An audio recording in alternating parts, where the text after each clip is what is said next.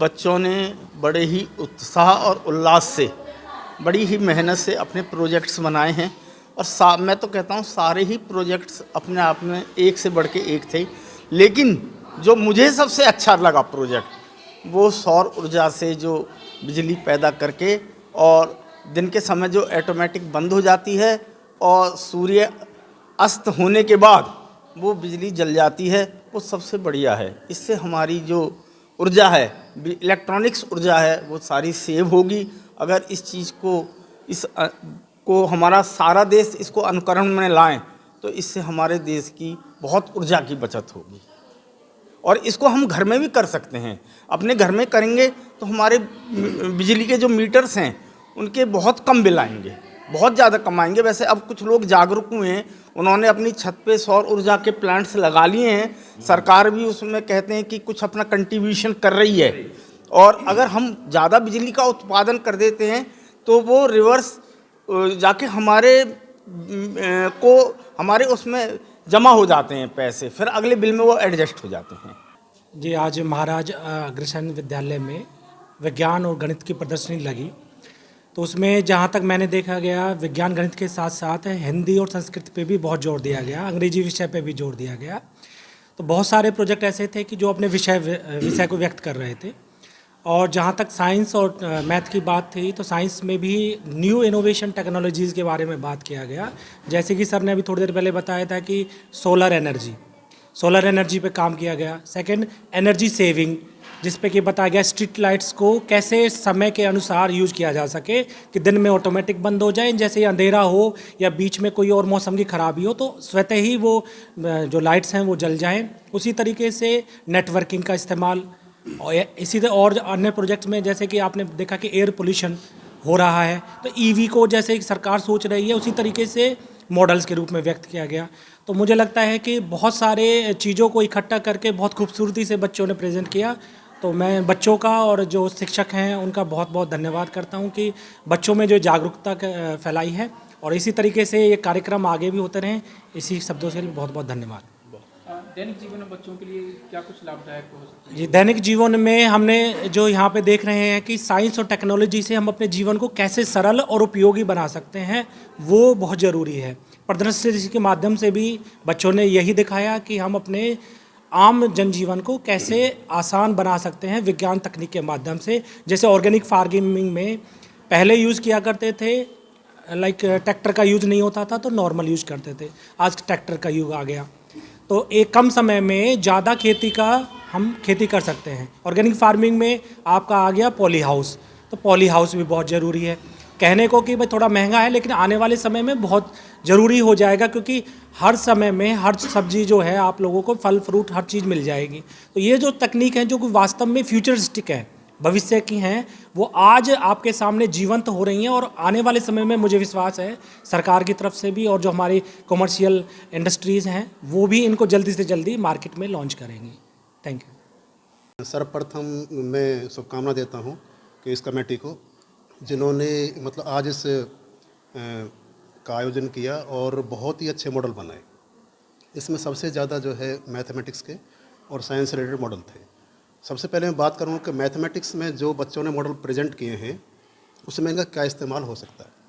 जो मॉडल के माध्यम से सभी बच्चों ने जो बताने की कोशिश की है, ये उन्होंने उस चीज़ को ईजी वे में समझाया गया है, क्योंकि मैथमेटिक्स की बहुत सारी चीज़ें ऐसी हैं जिनको हम मॉडल के माध्यम से बड़ी आसानी से समझ सकते हैं।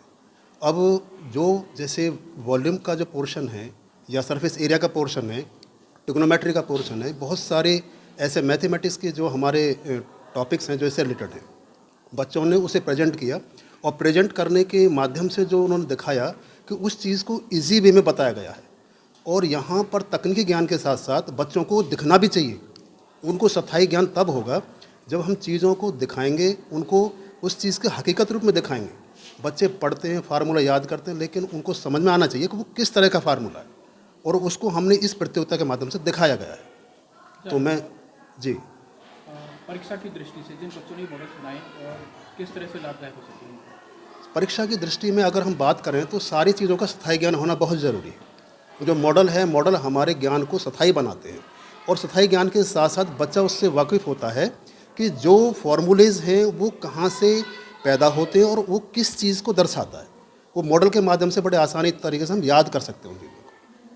तो ये सारी चीज़ें बच्चों को याद रहेंगी। बिल्कुल बिल्कुल, क्योंकि जो मॉडल है, जब हम चीज़ को हकीकत में देखेंगे तो बच्चे को ज्ञान होगा कि वॉल्यूम आखिर कहाँ होता है, वॉल्यूम किसे कहते हैं, या सरफेस एरिया हम किसे कहते हैं। जब हम पिक्चर को देखेंगे कि सरफेस एरिया इस तल का एरिया है, जिसे हम बच्चे को फिजिकली दिखाएंगे और बच्चे को बताएंगे कि वो कैसे आता है, तो तभी वो ज्ञान उसका स्थायी बनता है।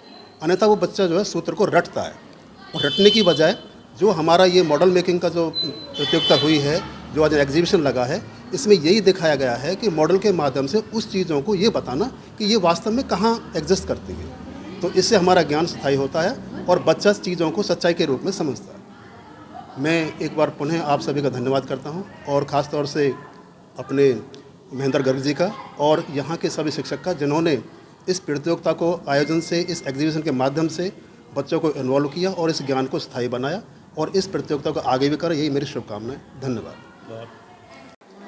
विद्यालय को के अंदर जो आज ये आयोजन किया गया है, ये बच्चों में क्रिएटिविटी जागृत करने के लिए किया गया है। बच्चों में प्रतिभा छिपी हुई होती है, और वो छिपी हुई प्रतिभा कैसे बाहर निकले, वो ऐसे मॉडल बनाने से, ऐसे कार्य करने से बाहर आती है। और वास्तव में मैंने देखा है, मेरे स्टाफ ने उनको केवल आइडिया दिया और बच्चों ने बहुत थोड़े समय में उस आइडिया को साकार किया है, बहुत अच्छे मॉडल बनाए हैं। और जैसा भी हमारे डीएसएस श्री राजेश जी और डीएमएस श्री सुखराम जी अभी बता रहे थे कि जब कोई चीज़ प्रायोगिक तौर पे की जाती है, प्रैक्टिकल रूप पे हमको कार्य करते हैं, तो उसका ज्ञान बहुत लंबे समय तक हमारे दिमाग में रहता है। और जब वैसे ही करते हैं, बस थ्योरी के रूप में अगर कोई समझते हैं, तो वो ज्ञान ज़्यादा समय तक ध्यान में नहीं रहता है। तो ये प्रयास किया गया है ताकि ये बच्चे उस चीज़ को समझें और अपने जीवन में भी कहीं ना कहीं उन चीज़ों का उपयोग करें।